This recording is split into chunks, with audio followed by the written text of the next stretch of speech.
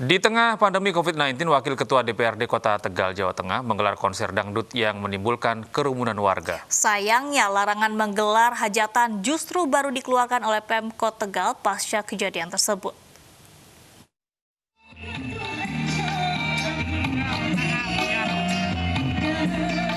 Inilah konser dangdut di tengah pandemi yang digelar saat hajatan pernikahan dan hitanan anak Wakil Ketua DPRD Kota Tegal. Konser dangdut di lapangan Tegal Selatan Kota Tegal ini didatangi ribuan penonton tanpa mengindahkan protokol kesehatan. Sementara itu, izin acara pengajian akbar yang rencananya digelar Kamis malam di rumah Wakil Ketua DPRD Kota Tegal juga dicabut oleh Polres Tegal Kota. Wakil Wali Kota Tegal Muhammad Jumadi mengatakan pihaknya telah berkoordinasi dengan Wali Kota Tegal Dedion Supriyono untuk melarang acara hajatan warga terhitung sejak 23 September hingga akhir Oktober mendatang. Pokoknya Pak Wakil, Oktober ini kita stop dulu. Tidak boleh ada keramaian-keramaian yang nanti bahkan bisa menjadikan tendensi tidak bagus pemerintah Kota Tegal yang selama ini kita sudah bisa mempertahankan dengan baik. Kemudian kita bisa menjaga protokol kesehatan, menjaga mengkontrol pertumbuhan virus COVID-19. Kita paling bagus. Pelarangan diharapkan dapat memberikan efek jera bagi para pelanggar protokol kesehatan. Dari Tegal, Jawa Tengah, Unibar iNews melaporkan. Seorang anggota TNI adu mulut dengan pengendara yang melanggar razia masker. Pengendara tersebut sebelumnya menabrak anggota TNI saat diberhentikan. KTP-nya mana KTP? Kenapa? Tahu nabrak saya kenapa? Anggota polisi militer dari TNI Angkatan Udara ini terlibat adu mulut dengan pengendara mobil yang melanggar razia masker di kawasan Palmerah, Jakarta Barat. Pengendara menabrak petugas saat mobilnya akan diberhentikan karena tidak menggunakan masker saat berada di mobil. Namun pengendara ini pun sempat berkilah dan mengaku telah dipukul oleh salah seorang petugas hingga kacamatanya terjatuh.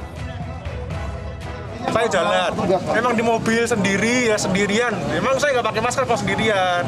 Nah, lalu diberhentikan, lalu saya pakai masker. Sudah karena diberhentikan saya pakai masker dong. Anak saya mau ngomong sama orang. Benar nggak kamu nabrak? Benar nggak kamu nabrak? Benar nggak kamu nabrak? Benar. Identitasnya. Diberhenti sama petugas yang di depan, dia nggak mau berhenti. Akhirnya yang terakhir saya berhentiin, tapi akhirnya aku ditabrak. Karena dianggap melawan petugas, pengendara dan mobilnya pun dibawa ke Polsek Palmerah untuk menjalani pemeriksaan lebih lanjut. Dari Jakarta, Miftahul Gani, iNews melaporkan.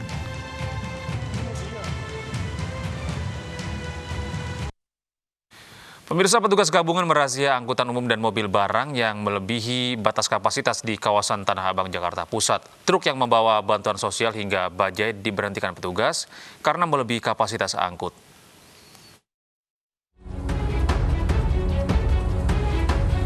Truk yang membawa bantuan sosial ini diberhentikan petugas gabungan dalam operasi justisi di Jalan Jati Baru Tanah Abang, Jakarta Pusat. Truk diberhentikan karena berpenumpang 3 orang, sementara yang diperbolehkan hanya 2 orang. Tugas pun juga menghentikan mikrolet yang melintas. Angkutan ini membawa banyak penumpang padahal jumlahnya dibatasi hanya 50% saja.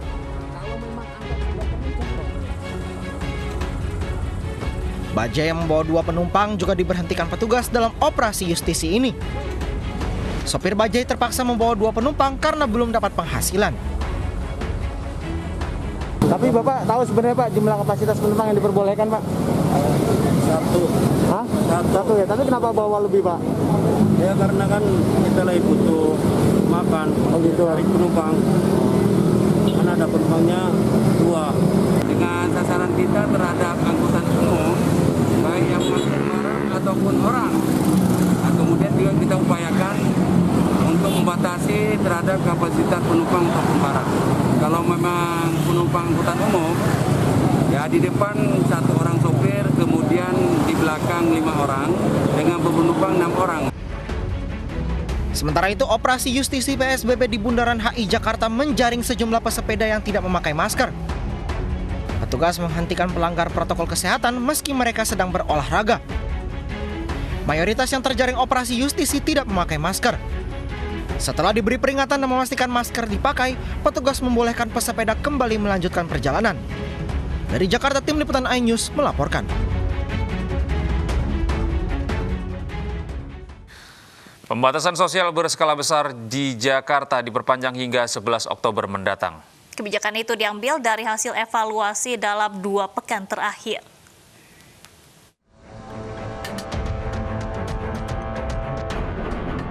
Pemerintah Provinsi DKI Jakarta memperpanjang pembatasan sosial berskala besar jilid 2. PSBB kembali diperpanjang 2 pekan hingga 11 Oktober mendatang.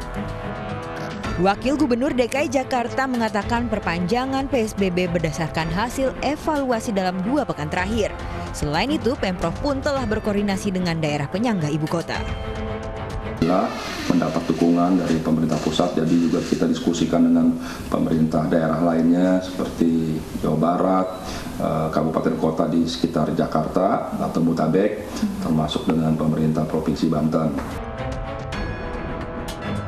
Dalam 2 pekan terakhir penerapan PSBB, terlihat persentase kasus positif baru turun dari 33% menjadi 27%. Sementara kesembuhan meningkat dari 30% menjadi 32%.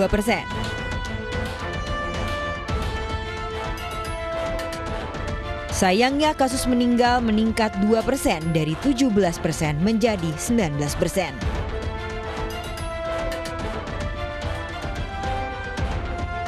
Namun kasus aktif COVID-19 turun signifikan dari 49% menjadi 12%. Selain itu, hasil evaluasi 2 pekan terakhir juga Pemprov telah menutup 19 kantor dan 26 tempat usaha, serta lebih dari 15.000 warga disanksi karena tidak memakai masker.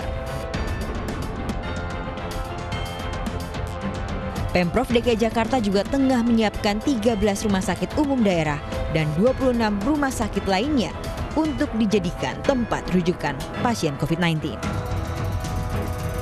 Dari Jakarta, Tim Liputan iNews melaporkan. Polisi menangkap seorang wanita muncikari yang menjual anak di bawah umur. Informasi selengkapnya akan kami hadirkan sesaat lagi, tetaplah bersama iNews Pagi.